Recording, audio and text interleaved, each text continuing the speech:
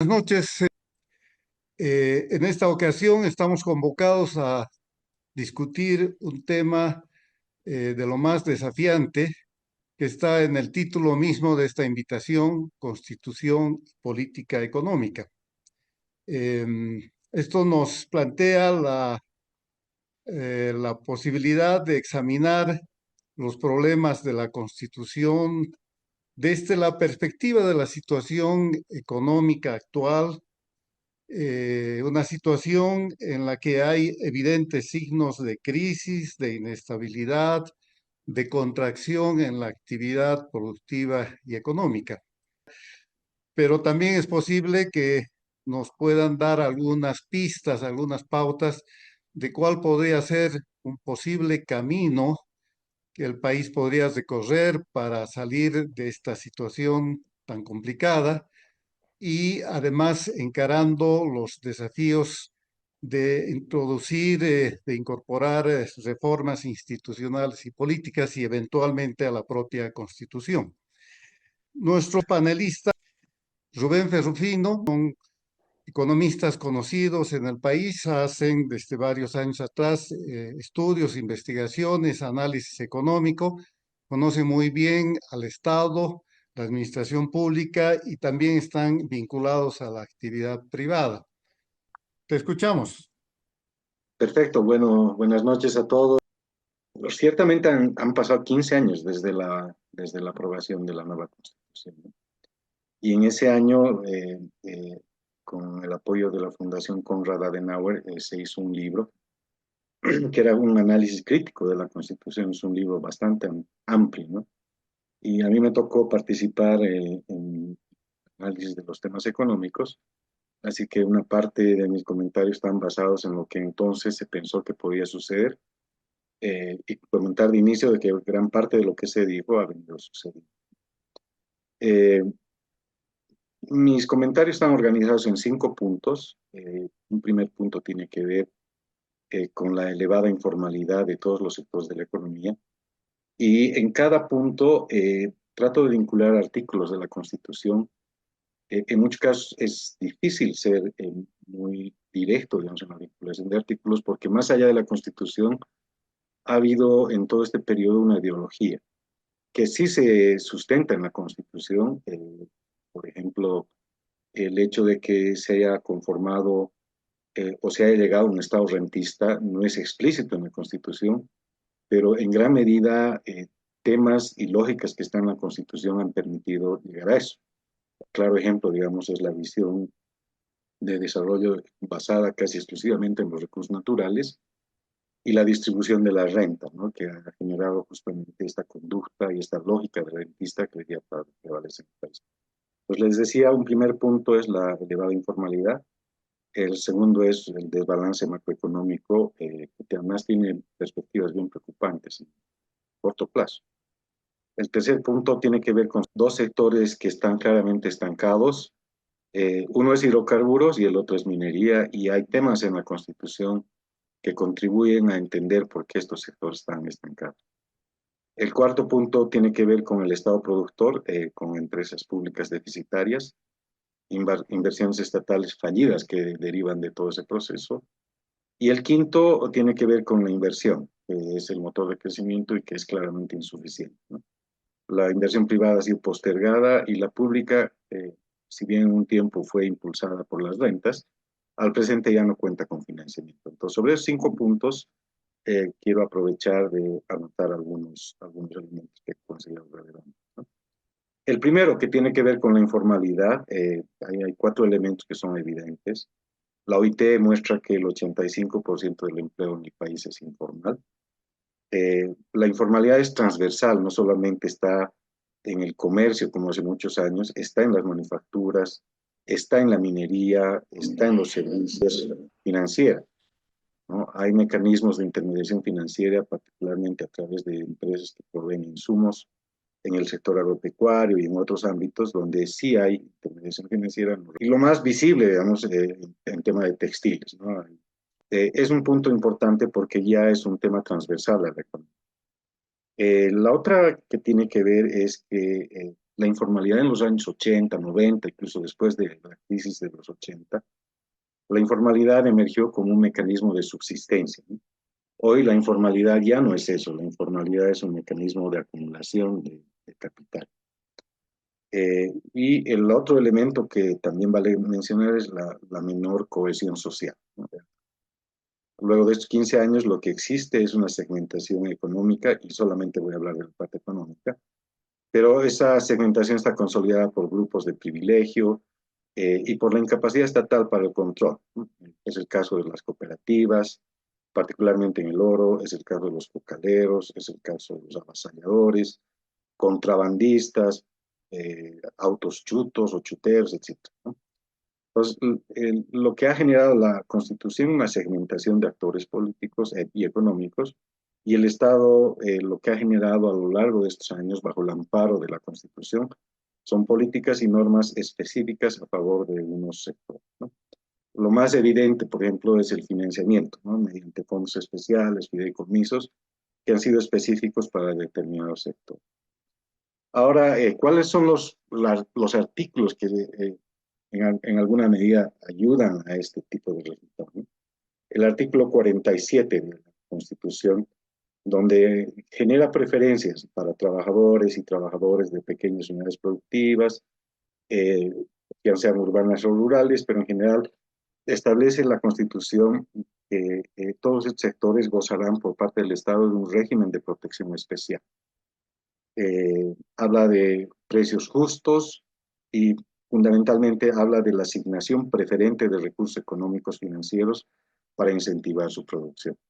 Entonces, si bien esto puede haber estado planteado, y quizás este comentario vale para todos los artículos, planteado en un sentido, digamos, de impulso a quienes están más rezagados, en los hechos ya en la aplicación de la política económica eso ha excedido por demás, digamos, esa buena intención inicial.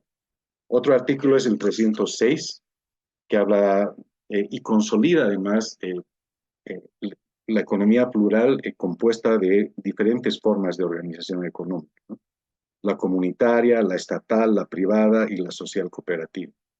Entonces, ese tipo de segmentación abre paso a políticas distintas para cada sector. Y en los hechos, cuando uno se pone a pensar en términos de desarrollo, uno pensaría que la evolución correcta es desde las pequeñas hacia las medianas, de las medianas a las grandes, de las grandes a aquellas que incluso tienen capacidad de inserción internacional, ¿no? Estoy hablando de las unidades productivas. Y lo que ha pasado en este tiempo en el país es que las pequeñas unidades han crecido en número porque son más difíciles de regular, son más difíciles de fiscalizar, y las empresas que podrían haber generado en el tiempo capacidad de inserción, exportaciones, se han mantenido o en algunos sectores se han reducido, ¿no? Otro artículo es el 310, donde dice que el Estado reconoce y protege a las cooperativas como formas de trabajo solidario y de cooperación, y además son sin fines de lucro. A la luz de lo que pasa con las cooperativas del oro, ¿no? Que sean que el concepto de trabajo solidario o de cooperación y sin fines de lucro no encaja, ¿no? Estamos viendo, en el caso del oro, las exportaciones han excedido el 2022 de 3.000 millones de dólares.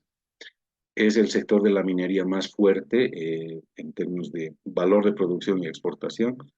Y por supuesto, de los 3.000 millones, lo que pagan son 60 millones en términos de regalías, y eso está reflejando nomás cómo ha sido la evolución de estos sectores en la economía. En el artículo 318 también hay algo referido a esto. Se reconoce y se prioriza el apoyo a la organización de estructuras asociativas de pequeñas y micros empresas productoras urbanas y rurales. Y el artículo 334 dice que el Estado protegerá y fomentará las micro y pequeñas empresas, así como las organizaciones económicas campesinas y asociaciones de pequeños productores, quienes gozarán de preferencias en las compras del Estado. Bueno, en general, como les decía, ese tipo de definiciones constitucionales han sido marco para varias políticas públicas, no necesariamente de generación de condiciones para que estas unidades vayan creciendo y se incorporen a una economía formal, a una economía con condiciones de competitividad, productividad, que es lo que el país necesita para poder desarrollarse, ¿no? Es entonces el primer punto que les hacía referencia respecto a la informalización o precarización del sector productivo. El segundo tiene que ver con el desbalance macroeconómico. Este es el segundo elemento importante que lo noto.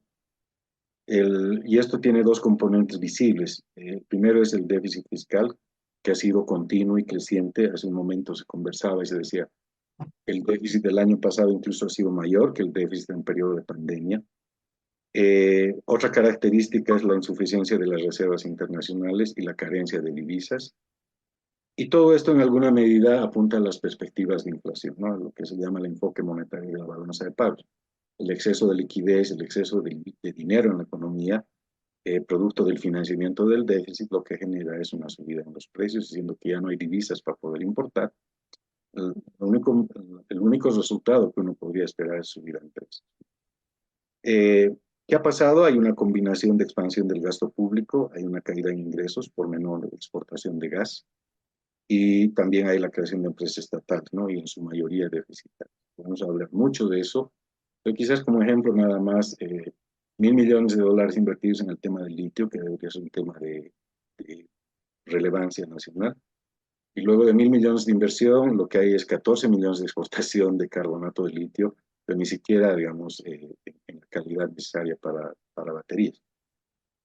Y la otra característica de este desbalance macroeconómico es la institucionalidad, ¿no? Que ha sido precarizada. Ahí vincula todo lo anterior, la carencia de independencia del Banco Central, los interinatos en la mayor parte de las organizaciones de regulación, la ASFI es una de esas, donde deberían las autoridades ser elegidas mediante la participación de la Asamblea Plurinacional. Entonces, viendo un poco en detalle cuál es el mecanismo o cuáles son los artículos que han contribuido a esto. El artículo 298 de la Constitución dice, son competencias privativas del nivel central del Estado, la política monetaria, el Banco Central, el sistema monetario y la política cambiaria. Entonces, lo que está diciendo este artículo de la Constitución es mellando la independencia del Banco Central porque está supeditando temas que son eminentemente de independencia, como el tema de la política cambiaria o la política monetaria, a un nivel privativa del nivel central del Estado. Entonces, y en los hechos así funciona, ¿no? El presidente del Banco Central es un presidente ahí, y por supuesto, él está supeditado a las órdenes e instrucciones de quien lo ha designado. Otro artículo es el 326, dice el Estado a través del órgano ejecutivo, remarco, determinará los objetivos de la política monetaria y cambiaria del país en coordinación con el Banco Central de Bolivia. Entonces está al revés, cuando debía ser el Banco Central el que tiene la autonomía para determinar esos objetivos y coordinar con el gobierno central. En este caso, expresamente hay una mención a que hay un nivel de jerarquía de estar supeditado, digamos, a lo que es el órgano ejecutivo. Entonces, en suma, desde la Constitución hay indicios de debilitamiento de independencia del Banco Central, pero en los hechos, claro, en lo que ya ha sido el mecanismo de funcionamiento de todos estos años ha sido mucho más evidente, ¿no? El Banco Central es el principal financiador de las empresas públicas y a lo largo de los años ha expandido el crédito interno, la emisión monetaria, al punto de que se han consumido las reservas internacionales, no es lo que ha pasado en perspectiva.